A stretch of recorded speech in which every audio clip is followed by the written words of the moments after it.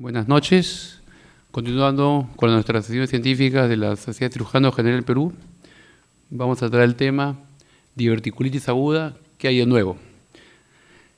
La presentación va a ser a cargo del doctor Jorge Cribilleros Barrenechea, cirujano del Hospital Nacional Legado Revelati Martis, del Servicio de Colorectal, miembro del FELAC, entrenamiento de cirugía colorectal y piso pélvico en el Hospital de las Clínicas de Sao Paulo. Doctor Cribilleros, por favor.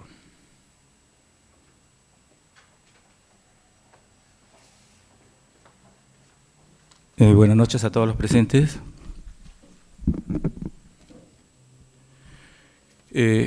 Bueno, siguiendo con las exposiciones de la sociedad, se nos ha encargado el tema de diverticulitis aguda, ¿qué hay de nuevo, ¿no?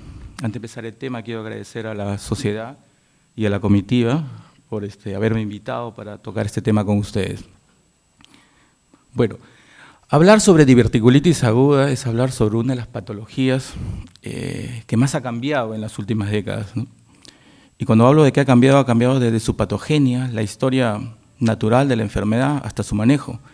Y es que ha cambiado ese concepto que se tenía de una enfermedad básicamente asintomática y marcada por cuadros agudos hacia una enfermedad potencialmente crónica, yo diría muchas veces multifacética, en el sentido que no solamente va a haber cuadros agudos, sino también va a haber cuadros subclínicos, cuadros de hipersensibilidad visceral sin dolor, tipo síndrome de colon irritable, diverticulitis tipo recurrente e incluso enfermedad diverticular con inflamación crónica, muy parecida a la enfermedad inflamatoria intestinal. ¿Se quedó?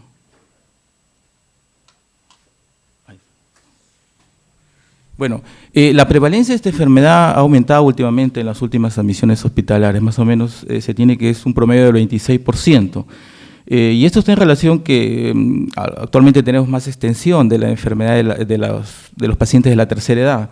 La colonoscopía se ha difundido mundialmente, y por lo tanto se diagnostica más, y los gastroenterólogos o los endoscopistas tienen más familiaridad con esta enfermedad y por lo tanto el diagnóstico es más frecuente. A pesar de los avances tanto en el diagnóstico, en la terapéutica, todavía sigue representando una de las 5 trastornos gastrointestinales más costosos en el mundo. Y desde el punto de vista epidemiológico es una enfermedad que se presenta más en ancianos, ¿no? Como vemos ahí con un 60, 70%, incluso algunas series 80% de los mayores de 75 años.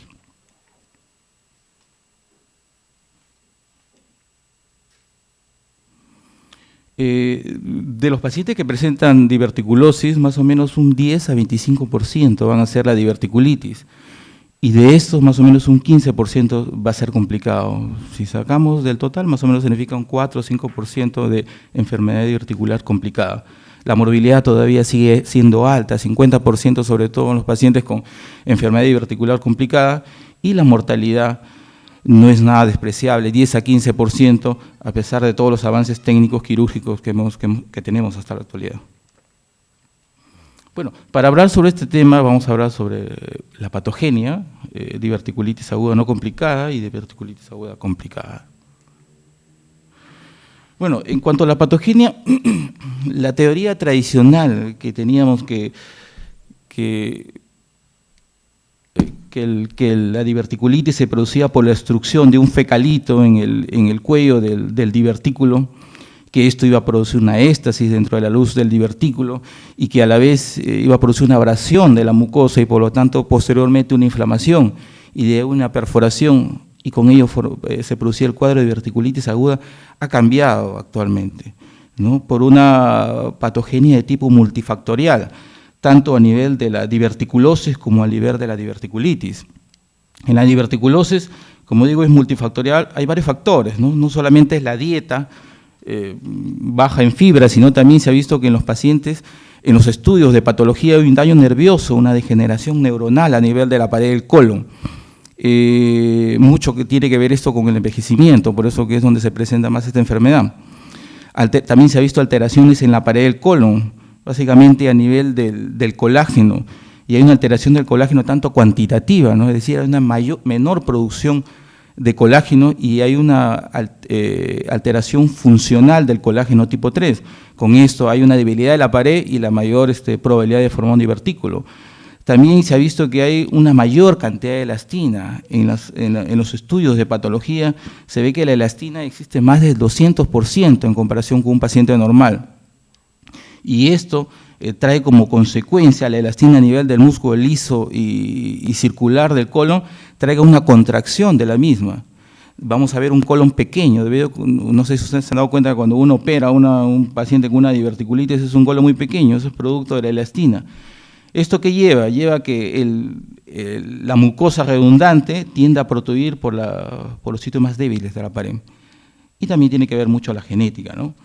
En cuanto a la diverticulitis, ya no es lo que teníamos, como habíamos dicho anteriormente, la única causa obstructiva, sino que ya se ha enmarcado básicamente en 4 puntos, ¿no? Uno es la inflamación de bajo grado, las alteraciones de la microflora, anormalidades en la motilidad del colon y una hipersensibilidad visceral que más adelante lo vamos a ver. Incluso los estudios y las diferentes series que se vienen dando en todo el mundo ya están tratando de combatir estas causas, ¿no? Como es en la inflamación de bajo grado, ya se está utilizando antiinflamatorios tipo 5 ácido acetil salicílico, incluso mesalazina, ¿no? En la alteración de la microbiota o la microflora ya se está utilizando en algunas series, no está tan difundido, pero se viene ya haciendo estudios, los probióticos y los antibióticos de efecto local. Y se está tratando también de una de las cosas que tiene que hacerse es aumentar la fibra para mejorar la alteración de la microflora y mejorar la motilidad del colon, que es una de las 4 causas que se está proponiendo actualmente.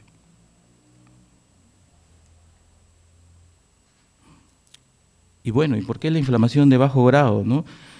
Es que se ha visto que esta inflamación de bajo grado existe una serie de factores que llevan a la diverticulitis, ¿no? Como es un aumento de la producción de las citoquinas proinflamatorias, tipo factor de necrosis tumoral, interferón gamma, interleuquina 1, interleuquina 6. Se ha visto que también esta inflamación de bajo grado hay una reducción de la producción de citoquinas antiinflamatorias, ¿no? Tipo interleuquina 10 e interleuquina 11, y una mayor síntesis de óxido nitroso. Esto va a llevar a una diverticulitis. Y para muchos se piensa que más que un simple acto obstructivo del divertículo, la diverticulitis es la respuesta final de una serie de síntomas crónicos.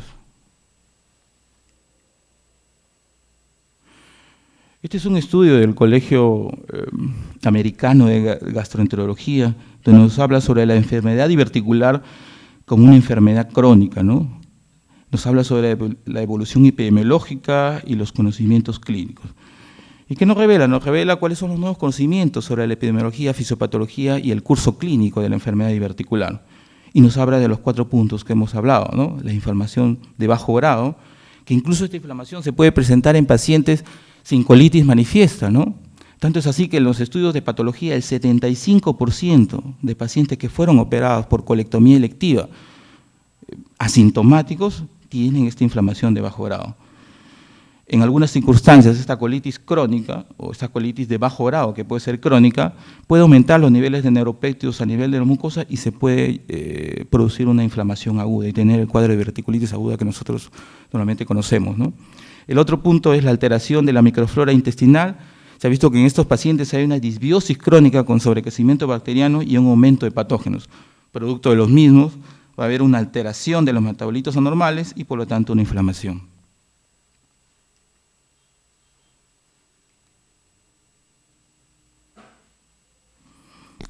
Otro de los puntos que vamos a ver es la alteración de la motilidad colónica. Básicamente esto se da en los pacientes de mayor edad, ¿no? Donde hay una disminución de las células marcapasos del intestino, sobre todo las células de Cajal, lo que va a llevar a un trastorno de la motilidad del intestino. Y por último, este nuevo causal, ¿no? Poco conocido, pero que ya se está tocando mucho, la hipersensibilidad visceral, ¿no? Que en estos pacientes hay una alteración entérica, de la inervación entérica a nivel de los plexos neuronales, y como consecuencia de ello hay una hiperalgesia, un dolor visceral y distensión luminal, un proceso muy parecido al síndrome de intestino irritable que se le ha relacionado con esta enfermedad. Por lo tanto, producto de ello vamos a tener una enfermedad multifacética donde la diverticulitis aguda que normalmente conocemos es una de las tantas alternativas que puede haber, ¿no? Esto lo vamos a explicar en el otro cuadro. Este es un estudio de la patogénesis y el manejo de la diverticulitis aguda, recién en el 2014, del grupo de investigación inglés, donde nos habla de lo que hemos estado hablando, ¿no? Cuáles son las causas de la diverticulosis y las posibles causas inflamatorias, ¿no? Y esto es lo que hasta el momento, como hipótesis, digamos, se tiene, ¿no? Que para la formación de divertículos existen varios factores, como es la predisposición genética, la debilidad de la pared, ¿no? Básicamente por la alteración del colágeno que habíamos hablado, la elastosis, ¿no? La producción de elastina, que hay más de 200% en estos pacientes, en comparación con el normal, la deficiencia en la dieta de la fibra y la degeneración neuronal y la alteración de los receptores de sensibilidad que se produce por el envejecimiento de las personas. Pero entonces ustedes me dirán, ¿y en pacientes jóvenes qué pasa si no hay esto? En estos pacientes se ha visto que básicamente los factores principales son la debilidad de la pared del colon y la elastosis. Una vez formados los divertículos, entonces tenemos las causas que hemos mencionado, la inflamación de bajo grado, la alteración de la microflora y la alteración de la motilidad del colon, para dar consecuencia una diverticulitis, que puede ser una diverticulitis aguda o puede ser una diverticulitis crónica. En el caso de la hipersensibilidad visceral, va a producir un dolor de tipo visceral, pero sin inflamación. Como le decía, muy parecido a lo que ocurre en el síndrome de intestino irritable, ¿no? Cuando se ha producido la diverticulitis aguda, puede ser que esta sea una diverticulitis aguda no complicada o complicada, manejado médicamente o quirúrgicamente, puede ser que después de esto, más o menos aproximadamente un 20% presenten una hipersensibilidad post-inflamación y pasar a una diverticulitis crónica. Esta diverticulitis crónica puede ser que sea una diverticulitis crónica recurrente o una colitis severa asociada a diverticulitis, que mucho se le ha asociado a este punto con la enfermedad inflamatoria intestinal. ¿Qué nos dice el Colegio Americano de Coloproctología en los parámetros prácticos del tratamiento de la diverticulitis recién salidos en el 2014? Que el mecanismo fisiopatológico de la diverticulitis ha cambiado en los últimos años y a pesar de las premisas existentes, aún todavía queda mucho por comprender. La creencia desde hace mucho tiempo que la diverticulitis era causada por una obstrucción del divertículo, microperforación e infección bacteriana ha sido cambiada por el concepto de que la diverticulitis puede ser causada por un proceso inflamatorio primario. Por lo tanto, ¿qué se concluye en patogenia? Que el creciente cuerpo de conocimientos está cambiando el paradigma de la enfermedad diverticular, de una enfermedad quirúrgica aguda a un trastorno intestinal crónico compuesto por síntomas abdominales recurrentes y considerable impacto psicosocial, donde juega un papel importante la inflamación de bajo grado, el daño nervioso, sensorial y motor, la disbiosis y un cuadro clínico que imita el síndrome de intestino irritable e incluso la enfermedad inflamatoria intestinal. Veamos ahora diverticulitis aguda no complicada. Bueno, o sea, vamos a tratar lo que es hinche y uno, ¿no? El flemón o el asoso pericólico. El 12, el 13 y 4 lo trataremos en diverticulitis aguda complicada. No vamos a hablar mucho de las clasificaciones, existen muchas, que no es el tema de hoy, ¿no? Y bueno, la diverticulitis aguda no complicada, los objetivos actuales, tanto para el manejo hospitalario, para el manejo ambulatorio, es erradicar la infección, aliviar los síntomas, prevenir la recurrencia, cirugía menos posible, pero cuando la hay, cirugía electiva en lugar de cirugía de emergencia y mantener la continuidad intestinal. Estos nuevos objetivos están en función que estas nuevas estrategias están en función de la alta incidencia de complicaciones quirúrgicas, morbilidad a largo plazo y persistencia de los síntomas. Después de incluso persistencia de los síntomas, incluso después de una colectomía, ¿no? Lo que nos hace ver que esta enfermedad está relacionada muy probablemente con una inflamación crónica, como las hipótesis lo vienen dando. Por lo tanto, el manejo de la diverticulitis no complicada es básicamente un manejo conservador, sea hospitalario o sea ambulatorio. ¿Y por qué manejo conservador? Porque hay un éxito entre el 93 a 100% de los casos y la recurrencia es baja. Este es un estudio de cirugía para diverticulitis en el siglo XXI, ¿no? un estudio norteamericano de la Universidad de Michigan, donde revisó todos los datos primarios para la toma de decisiones y consideraciones técnicas actuales. Fueron 2.123 estudios entre el 2000 y el 2013, de los cuales luego de la depuración metodológica, 63 estudios pasaron para ver los resultados. Entre ellos había metaanálisis, había estudios randomizados, pero la mayor cantidad era estudios observacionales. ¿Y qué se encontró? Que los pacientes tratados médicamente tenían estoy hablando de diverticulitis aguda no complicada, tenían 13.3% de un episodio de recurrencia, a diferencia de lo que se tenía en el siglo XX, que se hablaba de la tercera parte, del 30%. El 3.9%, solo el 3.9% tuvieron 2 episodios de recurrencia. La recidiva complicada, después de una diverticulitis no complicada, es muy rara. Por lo tanto, la cirugía casi no va en diverticulitis aguda no complicada. En menores de 50 años, 1, 2 o más recurrencias no aumenta el riesgo de complicaciones. Y puede haber síntomas crónicos después de resección, incluso en un promedio de 5 o 22%, como habíamos mencionado anteriormente. Por lo tanto, a esta enfermedad se le ha asociado bastante con la enfermedad inflamatoria intestinal y el síndrome de intestino irritable. Otro dato que se encontró es que existe una estabilización de la recurrencia después del 4.º episodio, ¿no? Sin embargo, hay un pequeño porcentaje que puede pasar más de 4 episodios y donde ya se le ha resonado o ya hay que pensar en estos pacientes en una posible colectomía, sobre todo por más que por una complicación, no, sino más por las alteraciones desde el punto de vista psicosocial que le puede ocurrir en este paciente. La cirugía profiláctica, por lo tanto, no está recomendada, independiente del número de episodios de diverticulitis aguda no complicada. Y la inmunosupresión, la enfermedad del colágeno y la desnutrición y el uso de corticoides conlleva una mayor recurrencia y mayor complicación en estos pacientes, por lo tanto, hay que tenerlos en cuenta a la hora de decidir la cirugía. Pero, sin embargo, en estos pacientes también existe un riesgo operatorio mayor, que también hay que tener en cuenta para la toma de decisión de la colectomía o no. Por lo tanto, ¿qué concluye? Que la decisión de proceder a una colectomía en diverticulitis aguda no complicada debe hacerse sobre la base de los riesgos de la diverticulitis recurrente, la morbilidad de la cirugía, la complejidad de la enfermedad y el riesgo operatorio. La evidencia reciente sugiere que existe seguridad de evitar una colectomía electiva en la mayoría de los pacientes con diverticulitis aguda no complicada.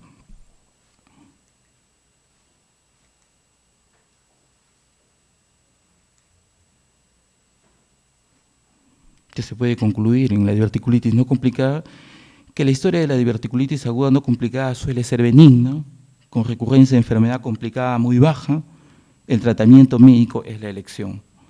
Los datos actuales apoyan un papel reducido sustancialmente de la intervención quirúrgica agresiva y la toma de decisiones debe estar basada en las características de los pacientes individuales. Algunas controversias que se ha tenido y que existe una serie de estudios en la literatura mundial sobre diverticulitis no complicada. Muchos habló de la diverticulitis no complicada, que el manejo podría ser ambulatorio, ¿no? Hubieron muchos estudios retrospectivos, prospectivos, y en respuesta a ellos salió este metaanálisis, el Diver Trial, ¿no? Que nos hablaba sobre el manejo ambulatorio versus hospitalario de los pacientes con diverticulitis no complicada. ¿Cuál era el objetivo de este estudio randomizado? Era comparar los estudios de ambas estrategias, además ver las diferencias económicas. El número de pacientes fue 132 que fueron asignados al azar. ¿Qué se obtuvo? Que no hubo diferencias en el fracaso, ¿no? 4 pacientes fracasaron con el tratamiento médico que estaban hospitalizados y 3 pacientes lo que eran manejados ambulatoriamente. El costo total del cuidado médico por episodio fue 3 veces menor en el grupo ambulatorio, que concluyó que el tratamiento ambulatorio es seguro y eficaz para pacientes seleccionados. El tratamiento ambulatorio de la diverticulitis aguda no complicada permite un importante ahorro de costos para el sistema de salud y sin influencia negativa en la calidad de vida de los pacientes con diverticulitis no complicada. ¿Y cuáles eran los pacientes seleccionados? Básicamente aquellos que no tenían estas características, es decir, que pacientes que no eran mayores de 80 años, pacientes que no tenían comorbilidades tipo insuficiencia renal, obesidad, pacientes que no habían tenido tratamiento previo de diverticulitis, pacientes que no eran inmunodeprimidos y que no tenían una clínica muy florida, ¿no? En esos casos, estos pacientes era el grupo seleccionado a lo que se refiere. Después han surgido 3 metaanálisis más, incluso el grupo Cochrane, ¿no?, nos habla sobre estos 3 estudios randomizados y con el mismo resultado, ¿no? O sea, que la diverticulitis aguda no complicada con criterios seleccionados puede ser manejado ambulatoriamente. También mucho se habló, si estamos pensando que es una enfermedad donde prima la inflamación de bajo grado, entonces, por lo tanto, ¿qué cabida tienen los antiinflamatorios, ¿no? Este es un estudio randomizado de la mesalazina para la diverticulitis no complicada, ¿no?, versus un placebo. ¿Cuál fue la premisa? Que la mesalazina produce una inhibición de la síntesis de interleuquina tipo 1, una inhibición de la actividad de la ciclooxigenasa, del tromboxano y del factor de agregación plaquetaria, y una inhibición de la actividad de la fagocitosis.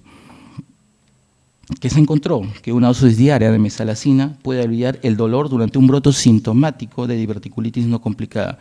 En este primer ensayo clínico de doble ciego controlado con placebo, mesalazina mostró una eficacia terapéutica prometedora. Lo que se quiere, con lo que están ahorita los estudios se están tratando, es que ver si la mesalazina podría disminuir la probabilidad de recurrencia de enfermedad. Hasta el momento, ningún estudio ha demostrado que disminuya la recurrencia. Sin embargo, en brotes agudos sí mejora o mejora más rápidamente el brote agudo sintomático, ¿no? Y por último, se habló dentro de los factores que había una alteración de la microflora. Este es un estudio randomizado que salió en el año 2013, mesalazina y probióticos en el mantenimiento de la remisión de síntomas de la diverticulitis aguda no complicada, ¿no? ¿Cuál fue la premisa? Que los probióticos producen un incremento de la inmunoglobulina tipo A, un incremento de las prostaglandinas antiinflamatorias tipo interleuquina 10, un aumento de la actividad de la fagocitosis y una competición metabólica con los patógenos. Y aparte también tiene un efecto antibactericida. Todos estos factores producen una disminución de la inflamación. Bueno, el estudio fue un estudio multicéntrico, a doble ciego controlado, con placebo, 210 pacientes que fueron randomizados en 4 grupos. El grupo 1, mesalazina solo, el grupo 2, lactobacillus, el grupo 3, mesalazina más lactobacillus, el grupo 4, placebo. ¿Cuáles fueron los resultados? Que la recurrencia en el primer grupo con mesalazina fue 13.7%, o sea, no varía nada en la recurrencia que tenemos con y sin mesalazina. En el segundo grupo, 14%, ¿no?, con los probióticos. Y en el tercer grupo, cuando se asociaba mesalazina y lactobacillus, la recurrencia es del 0%. En el cuarto grupo era placebo, la recurrencia tuvo que era del 23%. ¿Qué concluyó este estudio? Que la mesalazina y el lactobacillus casei son mejores que el placebo o individualmente para mantener la revisión de la enfermedad diverticular sintomática no complicada. Se sigue investigando sobre los probióticos, al menos hay efectos positivos sobre la recurrencia de la enfermedad. Por último, vamos a ver diverticulitis crónica complicada, que es creo que lo que más nos interesa.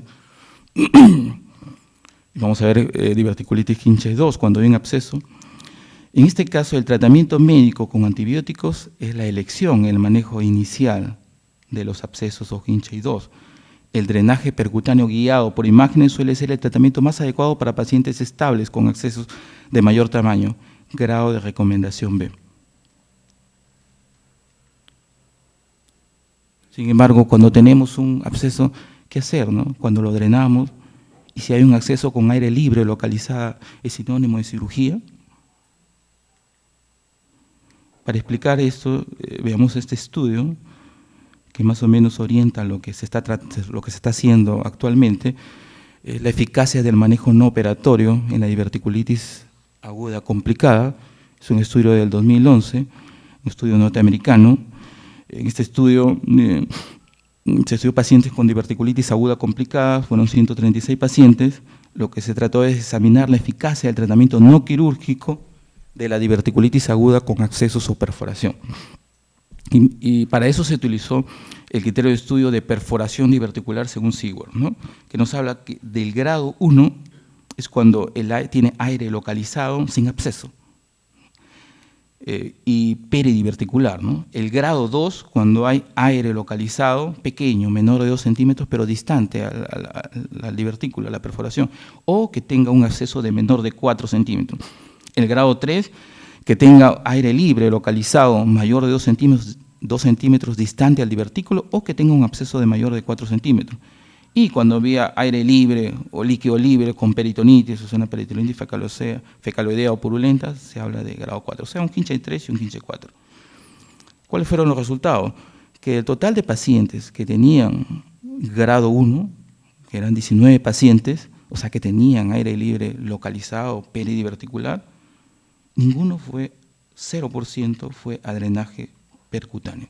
Porque todos esos pacientes con grado 1, incluso teniendo aire libre localizado, se manejan con tratamiento médico antibiótico. En los pacientes que tenían en el grado 2, ¿no?, con abscesos menor de 4 centímetros, ¿cuántos fueron a drenaje percutáneo?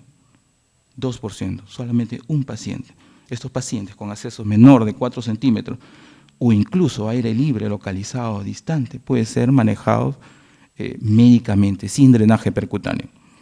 Y en el grado 3, pacientes con abscesos mayor de 4 centímetros o con aire mayor de 2 centímetros, pero localizado, ahí sí fue el drenaje percutáneo, se utilizó en el 56%, que es la tendencia, ¿no? Pacientes con mayor de 4 centímetros, algunos con mayor de 5 centímetros, la tendencia ya es utilizar drenaje percutáneo. Por supuesto, si es que clínicamente no hay una mejoría, ¿no? Sin embargo, en los anteriores, el manejo es médico.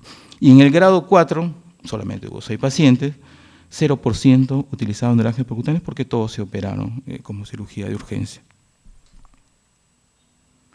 Y como vemos acá, ¿no?, también podemos ver de este grupo quienes tuvieron una cirugía de urgencia o de urgencia, ¿no?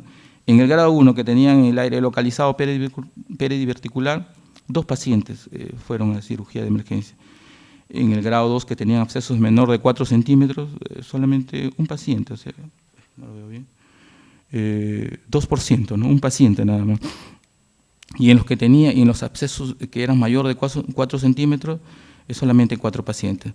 Quiere decir que el tratamiento médico, sea con manejo antibiótico o drenaje percutáneo, para los grados 1, 2 y 3, incluso con aire libre localizado, es el indicado, ¿no?, como es la tendencia actualmente. Sin embargo, en los pacientes que tuvieron un Hinchay 3 o Hinchay 4, casi todos fueron a cirugía. Entonces, ¿qué se encontró? Que solo de 5 pacientes, o sea, 3,7% requirió cirugía de emergencia, los cuales fueron el grado 4, ¿no?, de perforación diverticular. 7 pacientes, 5% requirió cirugía de emergencia por fallo en el tratamiento conservador. Y de 131 pacientes con tratamiento conservador, 95% fue exitoso. Hay que destacar que de los 27 pacientes, 25 pacientes con aire libre distante tuvo éxito con el tratamiento conservador. Que concluye el trabajo es que el manejo conservador de la diverticulitis aguda complicada es altamente eficaz en pacientes con aire libre localizado distante del lugar de perforación. El tratamiento no quirúrgico es capaz de convertir a una situación de emergencia en una electiva en el 93% de los casos. La decisión de intentar una terapia no quirúrgica debe realizarse basado en el estado fisiológico del paciente y la asociación de comorbilidades. En cuanto a los accesos, en accesos menores de 4 centímetros, el tratamiento médico es la elección y el éxito es en el 70 a 80%. En pacientes que tienen accesos de mayor de 4 o 5 centímetros, el tratamiento también debe ser médico. Y si no mejora en las primeras 48 o 72 horas, hay que optar por el drenaje percutáneo, que cuando se realiza tiene un éxito del 70 al 90%. Hay que destacar que en estos pacientes con Hinchay 2, un 25% puede ir a una cirugía de urgencia. Por último, veamos diverticulitis aguda complicada Hinchay 3 y Hinchay 4. Bueno, la cirugía para Hinchay 3 y Hinchay 4 ha evolucionado dramáticamente desde sus inicios, ¿no?, en 1900. Antes de 1900 no había cirugía porque no se tenía conocimiento de esta enfermedad. Por eso se le conoce a la enfermedad como una cirugía del siglo XX, ¿no? Y la primera reporte que existe fue la reportada por Mayo en 1907, donde hizo una resección y un abocamiento, una ostomía, es un procedimiento de Harman. Sin embargo, ya en el 24, según los estudios de la clínica Mayo, concluye que la resección aguda acentúa la afección y que resulta en una alta mortalidad y recomienda la cirugía en 3 tiempos. Ya en el año del 42, con los estudios del General Massachusetts Hospital, se concluye que la cirugía en 3 tiempos se convierte en el estándar para ese tiempo. A finales de 1950, ya con el avenimiento de los antibióticos, comienza a instalarse la teoría de la resección y colostomía en 2 tiempos, o sea, el procedimiento de Hartmann, que ya se había hecho en el 21 para el cáncer de colon. Ya en 1980, la cirugía en 2 tiempos se convierte en la cirugía estándar, que hasta hoy la seguimos manejando, ¿no? El procedimiento de Hartmann, entonces, tiene una mortalidad aceptable, ¿no? En ese tiempo, con 12% de mortalidad versus 26% de la cirugía en 3 tiempos. Y en el 2000, según los parámetros prácticos de la diverticulitis, según el Colegio Americano de Proctología, a cargo de Wong y Wegner, corroboran al procedimiento de Hartmann como la cirugía de elección para la diverticulitis perforada. Y se mantiene, este tratamiento se mantiene hasta la actualidad. Sin embargo, ya en los últimos años, en 2006, salió un metaanálisis a cargo del Hospital Santa María de Inglaterra y de la Fundación Cleveland Clinic, ¿no? Donde consideraba la resección diverticular con anastomosis, con o sin ileostomía, como una alternativa al procedimiento de Hartmann, en el sentido de que en el procedimiento de Hartmann había un alto porcentaje de estos pacientes que no se revertían, promedio 50%. Y ya en el 2008 aparece Meyer, un irlandés, conjuntamente con O'Sullivan, donde publica la mayor serie de lavado peritoneal laparoscópico más drenaje en diverticulitis perforada, tipo Kinchay 3. Y para algunos se acepta, que vamos a hablar un poquito más adelante, porque con este procedimiento, según sus estudios de ellos, tiene una mortalidad de 3%, y era lo que diferenciaba a las demás alternativas quirúrgicas, ¿no? Que están entre el 10 al 15% en diverticulitis Kinchay 3 y 4. Incluso tenía un bajo por ciento de recurrencia. Entonces, si hacemos una gráfica de lo que ha venido pasando, vemos que hemos partido de una cirugía en 3 tiempos no resectiva a una cirugía de 2 tiempos, ¿no? A una cirugía un poco más agresiva de 1 tiempo, que era la resección más anastomosis primaria, y vuelta hemos regresado a una cirugía, la tendencia, una cirugía no resectiva, ¿no? Parece que hubiésemos vuelto a lo mismo, pero los tiempos han cambiado. En estos tiempos no había el manejo antibiótico, el manejo tecnológico, el drenaje que se tiene ahora, ¿no? Entonces, actualmente en los últimos parámetros prácticos del 2014, habla que para la cirugía de Kinchay 3 o Kinchay 4 todavía sigue siendo el procedimiento del Hartmann. Sin embargo, vamos a hablar de los 2 procedimientos que se han venido tocando en estos últimos años, ¿no? Como es la resección primaria y anastomosis.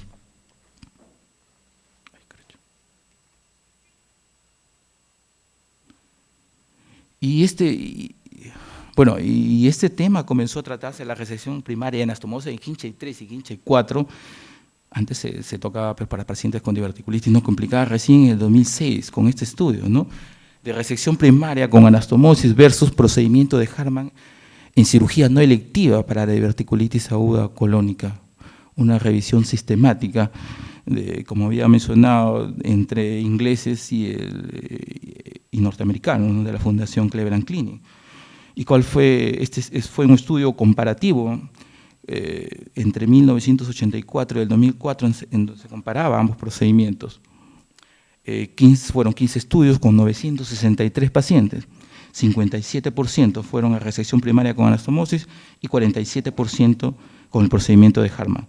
¿Cuál fue el objetivo? Analizar la mortalidad postoperatoria, la morbilidad quirúrgica, médica y el tiempo de cirugía y la estancia. ¿Qué se encontró? Que la mortalidad total, en este tiempo, 1984, todavía se hacía cirugías para diverticulitis aguda no complicada. Entonces, la mortalidad total para todos los hinches fue significativamente menor. 4.9% para la resección primaria con anastomosis y 15.1% para el procedimiento de Hartmann. Sin embargo, cuando se analizó los pacientes que tenían mayor de Kinchay 2, estamos hablando de un Kinchay 3 y un Kinchay 4, no había diferencia de mortalidad, que es lo que estamos tratando actualmente, buscando de ver, ¿no? La mortalidad para la resección primaria con anastomosis era el 14.1% y para el procedimiento de Hartmann 14.4%. O sea, no había diferencia significativa.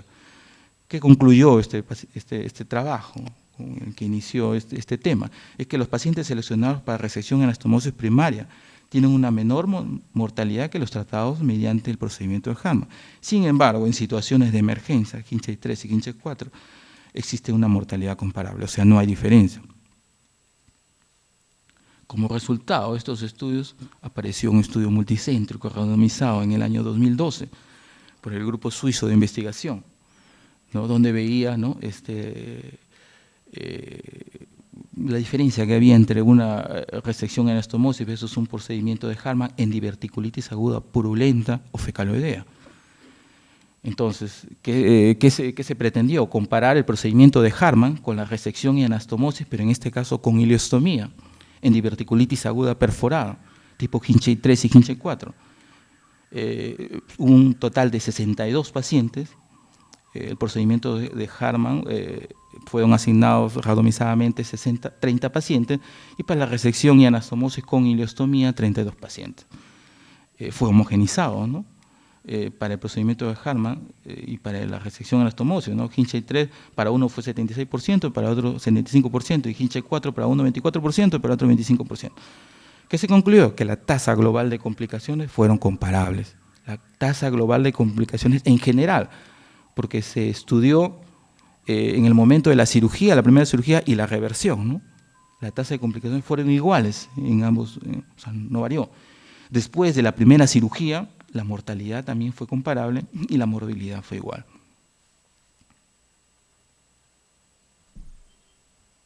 Lo que sí positivo y significativo es que hubo una mayor tasa de reversión de la ostomía, ¿no? En la resección y anastomosis más ileostomía se revertía un 90% y en el procedimiento de Hartmann solamente un 57%.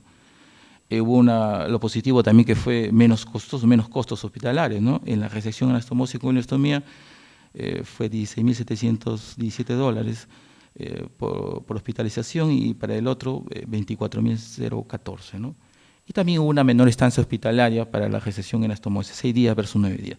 ¿Qué concluyó este estudio randomizado? Que aunque el resultado primario, complicaciones, me refiero a complicaciones, no difirió entre los dos grupos, o sea, me refiero a mortalidad y morbilidad, los beneficios están directamente relacionados solamente con la revisión del estómago. Este es el primer ensayo clínico aleatorizado que favorece a la resección y anastomosis, ¿no? Con ileostomía, pero en cuanto a su reversión. ¿Qué se concluye? ¿Qué se puede decir de esta resección y anastomosis? Es que tras la resección, la decisión de restaurar la continuidad intestinal debe incorporar los factores del paciente en el preoperatorio, factores intraoperatorios y la preferencia y la experiencia del cirujano. Es un grado de recomendación, una fuerte recomendación basada en la evidencia de baja calidad, 1C. Y los factores de no restaurar, y acá nos habla algo de los factores, que los factores predictores de no restaurar la continuidad en caso de urgencia o emergencia están relacionados con la inestabilidad hemodinámica, la presencia de comorbilidades tipo insuficiencia orgánica aguda, inmunosupresión, diabetes mellitus o índices de severidad de peritonitis bastante elevados, como un Mannheim mayor de 10, ¿no?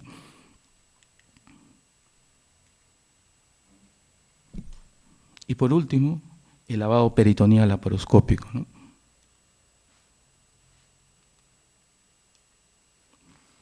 Bueno, esta alternativa quirúrgica para Hinchey 3, básicamente es para Hinchey 3, la mayoría de los estudios no lo recomiendan para Hinchey 4, surgió en el 1996 con el irlandés O'Sullivan, ¿no? Y donde su estudio fue el manejo laparoscópico de la peritonitis generalizada en diverticulitis perforada. Con este estudio es que inició esta alternativa, ¿no? ¿Cuál era el objetivo? Evaluar el uso del lavado peritoneal laparoscópico en el tratamiento de peritonitis generalizada por diverticulitis aguda perforada. En ese tiempo solamente fue una cohorte de 8 pacientes con peritonitis generalizada purulenta, no fecaloidea por diverticulitis aguda complicada, y se trató con fluidos, antibióticos y la laparoscopía y lavado laparoscópico, ¿no? ¿Qué se tuvo? Que todos los pacientes hicieron una recuperación completa, según este estudio, con la reanudación de la dieta normal al menos en 5 o 8 días. y ningún paciente requirió intervención quirúrgica durante un seguimiento de 12 a 48 meses.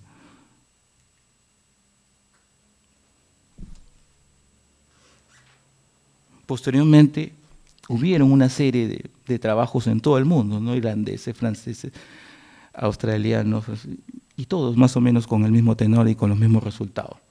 Hasta que salió el estudio de Meyer, ¿no? Que mencionaba en el 2008.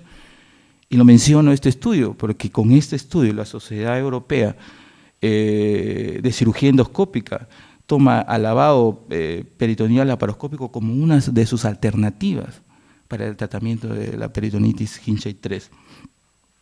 Este fue un estudio multiinstitucional, prospectivo, de 100 pacientes, era la mayor cantidad de pacientes que se tenía hasta la fecha. ¿Y cuál fue el objetivo? Estudiar la viabilidad del lavado peritoneal laparoscópico en peritonitis generalizada por diverticulitis aguda perforada.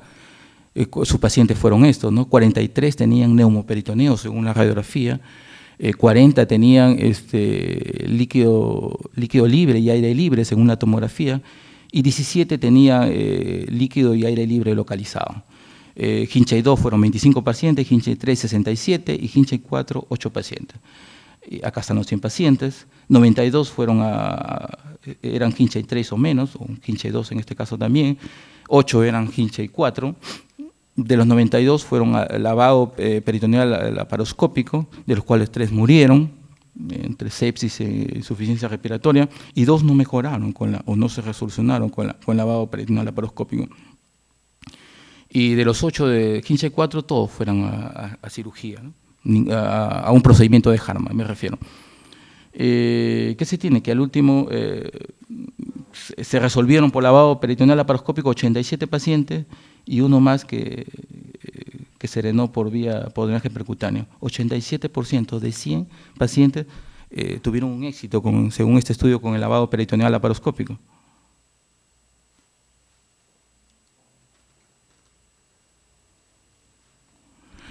¿Qué resultados se obtuvo? Que la morbilidad y la mortalidad, según este estudio, la morbilidad es de 4% y la mortalidad de 3% respectivamente. Solo 2 pacientes volvieron a presentar diverticulitis aguda en una media de 36 meses, con un rango de 12 a 84 meses. Hinchey 4 y Hinchey 3 con múltiples comorbilidades tipo inmunosupresión o un alto índice de MANGE, de peritonitis, deberían ir a procedimiento de Harman. ¿Qué concluye el estudio? Que el lavado peritoneal laparoscópico con bajo riesgo de recurrencia a corto plazo es una alternativa razonable a la cirugía tradicional de Hinchey grado 2 y 3. Tiene baja mortalidad a pesar de la comorbilidad y la gravedad de la enfermedad del paciente. Y presenta una infección mínima en la herida y evita el ostoma. La resección electiva posterior, según el estudio, es probablemente innecesaria y ninguno necesitó reoperación, con un seguimiento promedio de 36 meses. Y la readmisión en el mediano plazo es poco común.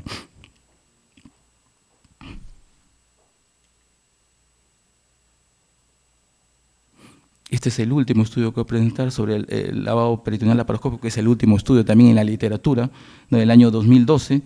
Es un estudio poblacional retrospectivo, se estudió los procedimientos, comorbilidades, resultados, y el objetivo fue identificar las tendencias de manejo de la diverticulitis aguda perforada en la era de la laparoscopía. Fueron 2.455 pacientes, 427 fueron al lavado peritoneal laparoscópico y 2.028 a laparotomía más resección. ¿Cuál fue la mortalidad? La mortalidad fue del 4% en el lavado peritoneal laparoscópico y de 10.4% en el procedimiento de Harman, ¿no? Las complicaciones fueron 14.1 en el primer caso en el lavado peritoneal laparoscópico y 25% en la resección de Harman. La estancia fue mayor significativamente en el procedimiento con resección, ¿no? La mayor probabilidad de morir según el estudio, fueron aquellos que tuvieron laparotomía con resección, mayor de 65 años, insuficiencia renal crónica, ICC y enfermedad pulmonar obstructiva crónica.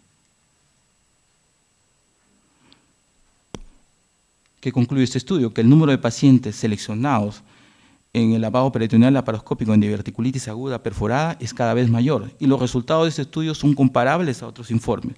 Aquellos pacientes en los cuales se realizó solo lavado peritoneal laparoscópico tuvieron una menor morbilidad, una menor mortalidad que aquellos con resección, que se consideró la resección.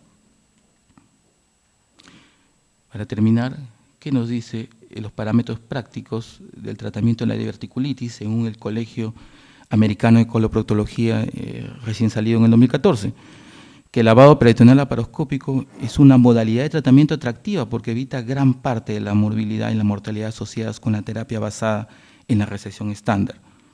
La principal crítica del lavado es que el dejar el foco séptico, los pacientes corren el riesgo de infección continua periódica.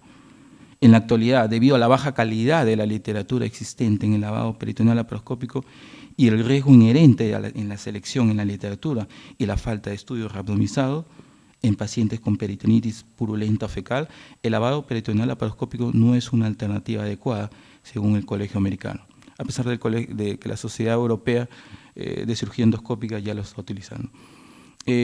Bueno, yo pienso que dentro de todo, según los estudios, la evidencia de los estudios que existe actualmente, es una alternativa que se puede dar a pacientes muy seleccionados, ¿no?